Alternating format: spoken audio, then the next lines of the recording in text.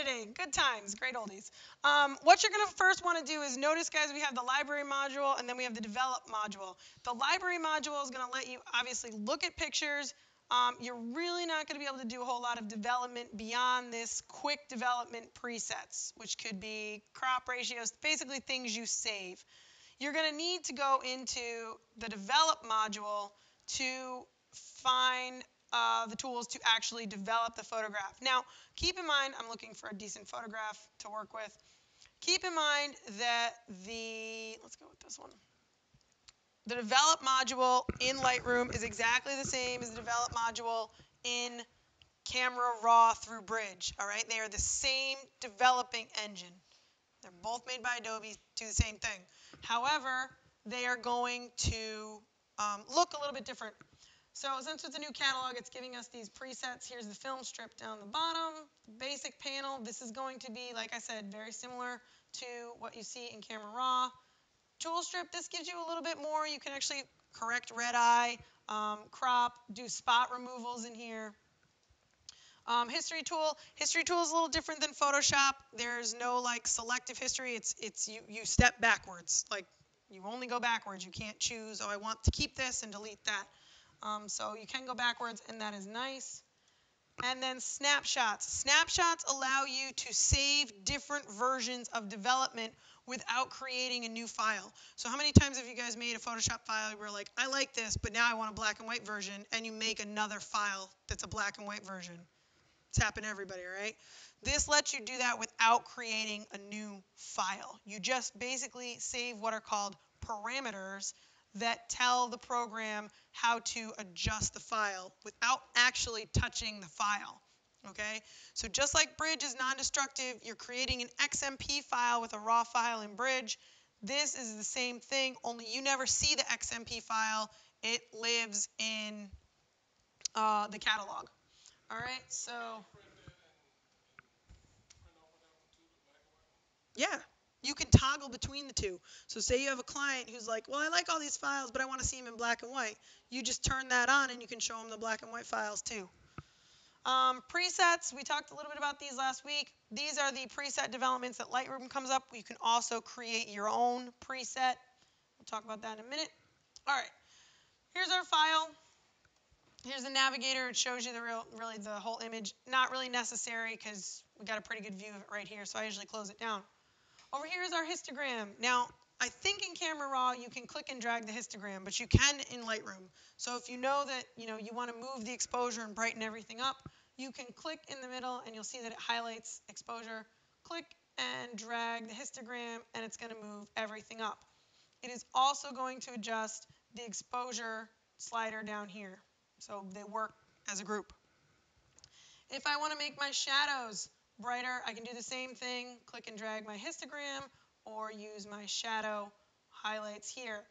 Shadow highlights is going to basically, it's the equivalent of what used to be called fill flash or fill light. It's going to basically lighten up the shadow areas, but not change the blacks.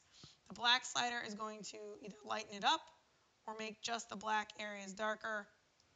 And the same with the white slider. That's going to brighten up the white areas. Or we have the highlight slider here. Notice where that falls in the histogram. That is going to basically save your booty if you blow out your highlights.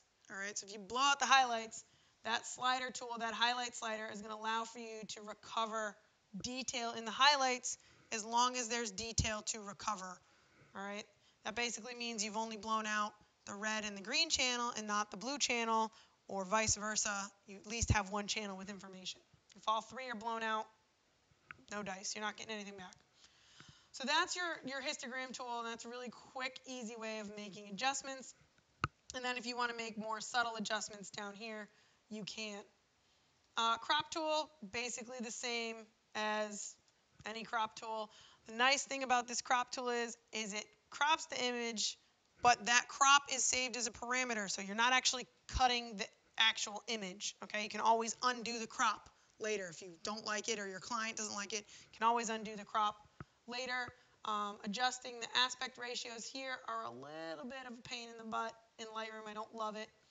But you can lock it to the original aspect ratio of the photo, or you can create a custom and choose these sizes as well if you want, somebody wants 5 by 7 or whatever. I'm going to stick with S shot.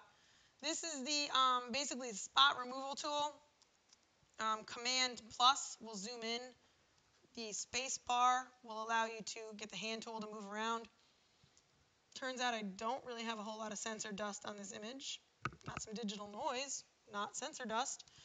But basically this will allow you to come back, choose an area, and replace it with another area. I don't love it.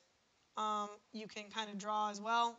It doesn't work, in my opinion, quite as well as Photoshop does. Brandon's like, no, it doesn't. So it's a nice attempt on Lightroom's part. I'm just going to go back through the history here and kind of just remove it because I really don't think it works as well as Clone Stamp does in Photoshop. I'll show you how to do that in a minute. Red Eye also has its moments. I don't really shoot a whole lot of pictures of people, so I haven't really played with that one too much. Command minus to zoom out. All right, so pull my histogram back up. So these are your basic settings here. I'm not going to deal with the clone stamp at the moment. Your basic settings. White balance, you can adjust it just like you do with Camera Raw. You can do one of two things. You can actually adjust the slider to change the white balance. And remember, guys, you can really only adjust white balance on a RAW file. You're not going to be able to do it on a JPEG or a TIFF or something like that. RAW has the ability to allow you to adjust white balance. So you can do it with a slider, or you can do it in here under the presets. So as shot is what the camera did it as. Auto is going to be what it thinks it is, and then your daylight, cloudy, so on and so forth as you go through, and you can try them out. So I'm going to go with as shot because I kind of like that this is bluish. I still think it's a little dark though, so I'm going to lighten it up a tad. Tint is, again, just going to kind of change your tint.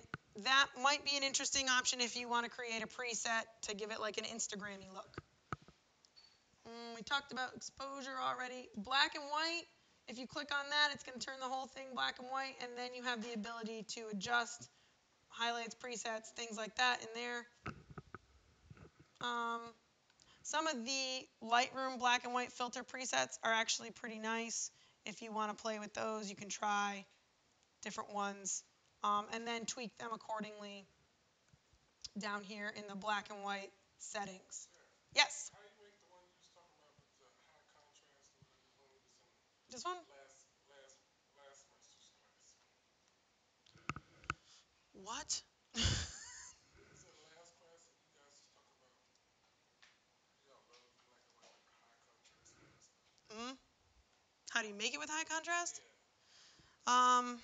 Well, some of those presets you can actually look and see if they have a high contrast one. There you go, black and white high contrast. All right, so the preset kind of gets you there.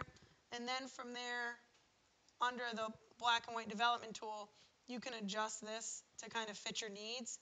So each one of these you'll see is adjusting a different area of the photograph, some more than others. So that's dealing with the water right here. I'm trying to get those rocks to lighten up, and that's going to be tough. It's not working for me. So, you have to play with that. You can also come back to black and white. You can come into tonal curve and adjust things in there as well, just like you do with curves in Photoshop. So that's one way to kind of tweak that. There's other ways to make black and whites that are different kind of Photoshop option steps. I can tell you about that later. And you get me off track. All right, so that's okay. So say I like this black and white. I'm just kind of fooling around right now, but say I like this black and white and I want to save it, okay? But I still want to try to edit it in color. That's where my snapshot comes in, okay? I click plus. No, turn around and look. Not Snapchat. Snapshot. I'm going to click plus on the snapshot. I'm going to call this contrast black and white. Okay? And I'm going to hit create. Now I can go all the way back to my temperature level, get rid of all the black and white I just did, but it's not gone. It's saved in this snapshot right here. I can immediately click on it, and it's going to come back to it. Okay?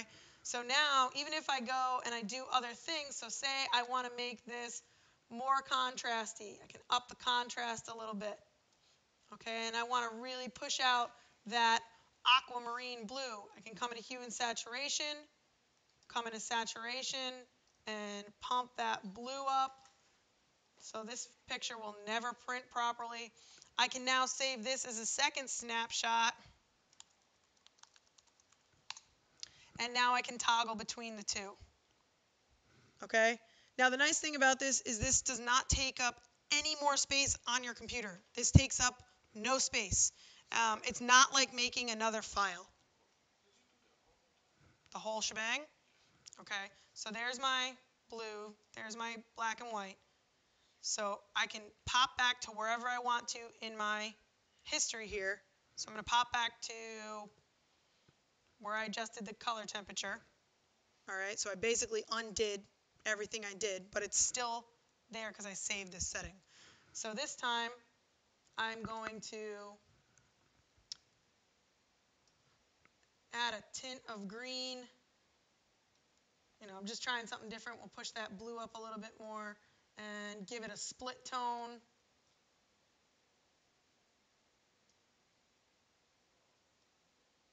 See if we can get that to work. There we go. Make it look like old school photo or something. All right. And I can do two things. I'm going to save this as split tone. And I'm also going to save those settings as a preset. So I can make my own settings, my own presets. So if you make something you're screwing around in Lightroom and you like it, go ahead and save it as a preset. Make sure that basically everything in here is checked, and you hit create, and it's going to come up under user presets. So now,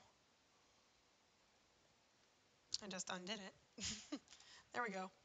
Now I have my 3 snapshots of what the image looks like with all my different presets that I did. I can toggle between each one of them really quickly. I don't have to find another file. They just all live there.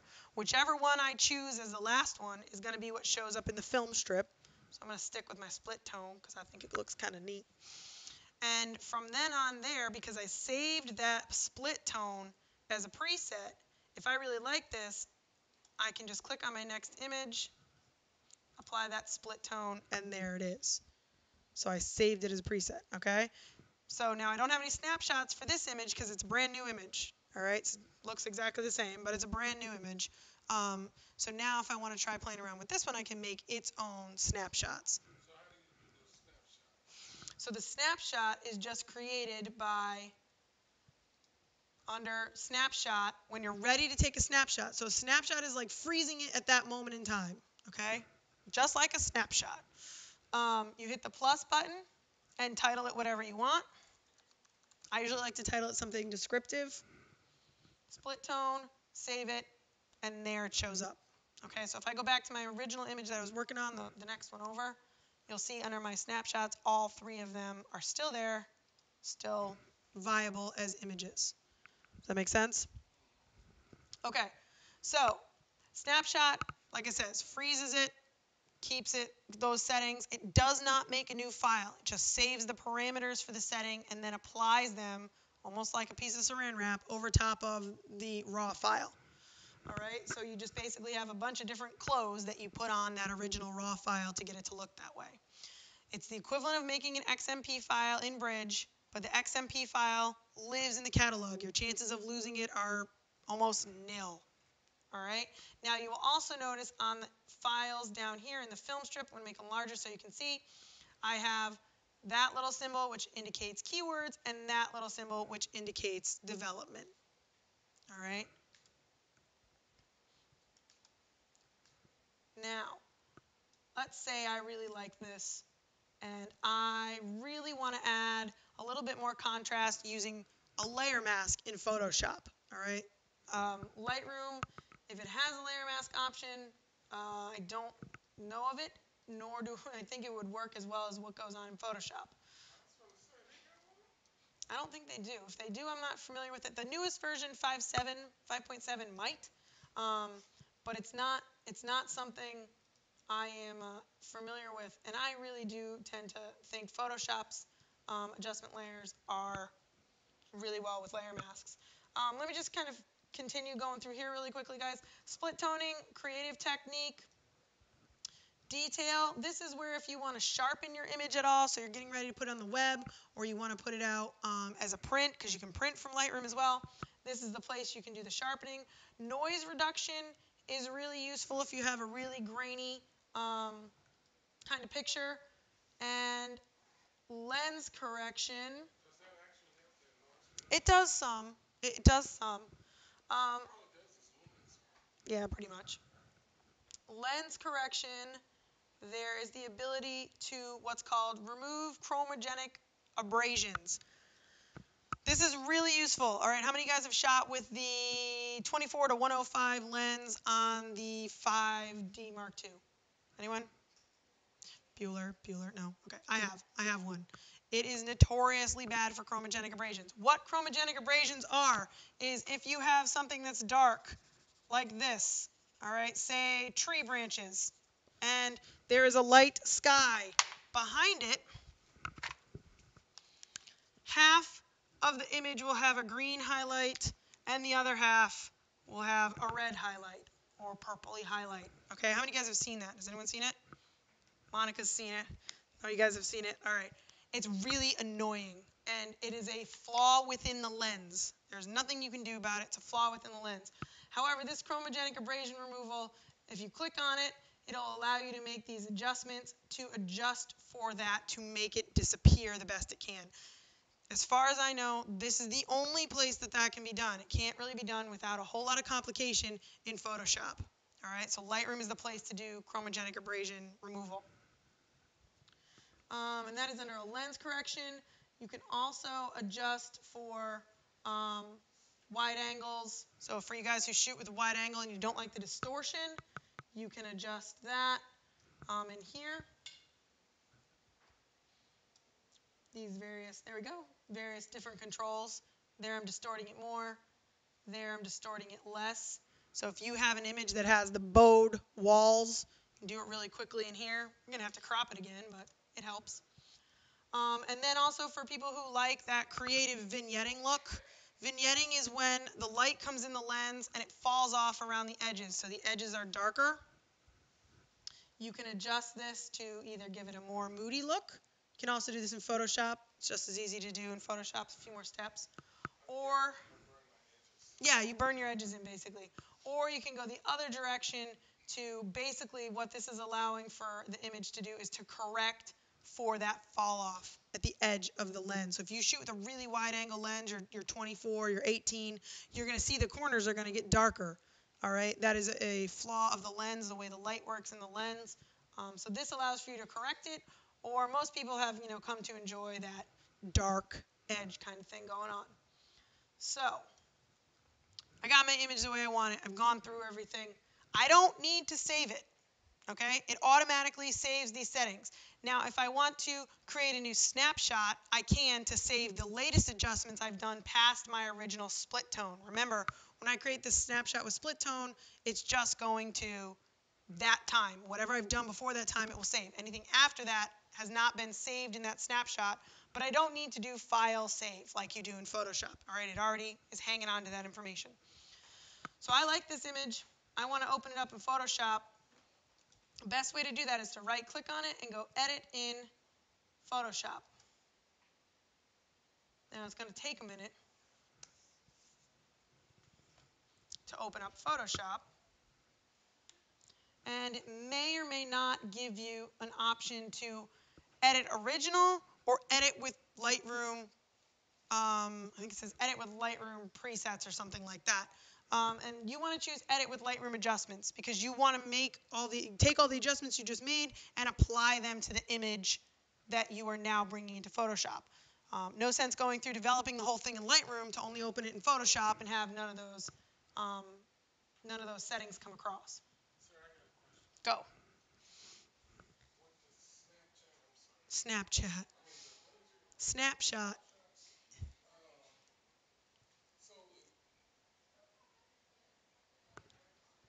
so when I save it,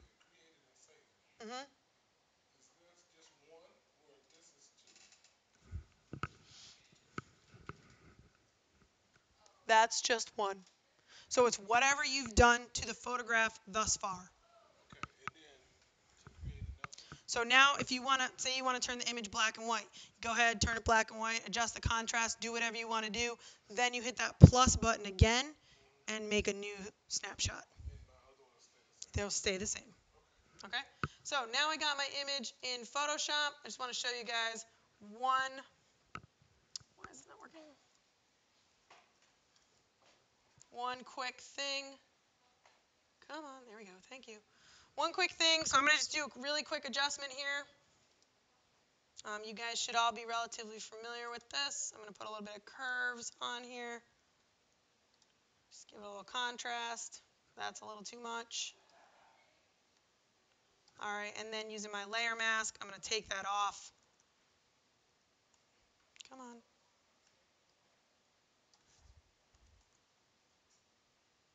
There we go. Thinking about it. Take that off the sky. And just leave it on the rocks, okay? Something like that. It's not perfect. So to get this into your Lightroom catalog so that you have the Photoshop file living next to the file, the raw file with your adjustments that you created in Lightroom, living in the same place, you are going to want to make sure you do File, Save As. And if you hit save, it's gonna change the whole the one that's No, it's not actually. either way. It's not. It's going to ask you to rename the file because you're not going to be able to write over the raw file. Just like you can't write over a raw file when you work normally through Bridge. When you open it through Camera Raw, you do save. It's still going to want you to save it as something. So I'm going to save it as a PSD file, Photoshop file. I'm going to save it in that same location that it came from.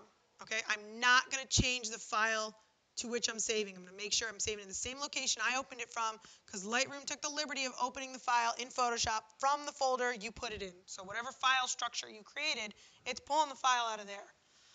Make sure you're checking layers. So you can save it as a Photoshop file. You can save it as a TIFF. Normally, if there's layers, you want to save it as a Photoshop file. If it's a print file, save it as a TIFF. You can save it as a JPEG if you want and do this same setup, and it's going to show up in Lightroom. So I hit save. Yep. And it's going to think about saving itself. This is a pretty large file, so it's going to take a second. You guys notice down here it's giving me the save time. I feel like it should be Alex Trebek with that little song playing Jeopardy. And you all start humming it. All right, so I'm going to pop back over to Lightroom. And now, if we look, it says 1 of 2, 2 of 2. Camille, can you close the door over, please? You can hear me. So 1 of 2, that's going to be my Photoshop file. You see that highlighted right there. 2 of 2 is going to be my, click on it, my raw file. You see that right there. So it's really nice that you can put both of these together. Right now, the two of them are expanded out. If you double click, it will, one click, my bad. It will do what's called stack them. Brandon's eyes just went, wow. So it'll do what's called stack them. So you can stack them on top of each other so you don't have a lot of repetitive files in your library. So you guys will notice, I'm going to pop back out, speaking of stacking, that if you take a look at a lot of these files, here, all the way through here, is a gigantic panoramic. I took a bunch of photographs. I just went click, click, click, click, click. Took a bunch of photographs as a panoramic. I can right-click on these and do stack into group. And now it is one stack of 31 images so that my crazy panoramic isn't spread all over the place. Plus, now that these are also highlighted, just that one set of 30 some odd images is highlighted, I'm going to keyword it panoramic. Okay? So stacking is useful if you're trying to group images together, your Photoshop file and your original file, your Photoshop file, your original file, and maybe a print version or a JPEG version for a client or what have you. You can stack them all on top of each other so that when you're looking at your whole library, you don't have all of them laid out, or you can click and they're all going to lay out very quickly. You'll notice, Owen, there's my one image 4 of 31 is my stack number, but there's my adjustments on them, and one of those is my PSD file. It's probably, is it that one? Nope. There it is. It's that one, 5 of 31. So it stacked the PSD file and the original file as part of that 31. There should only have been 30 because there were 30 original images. Make sense? All right.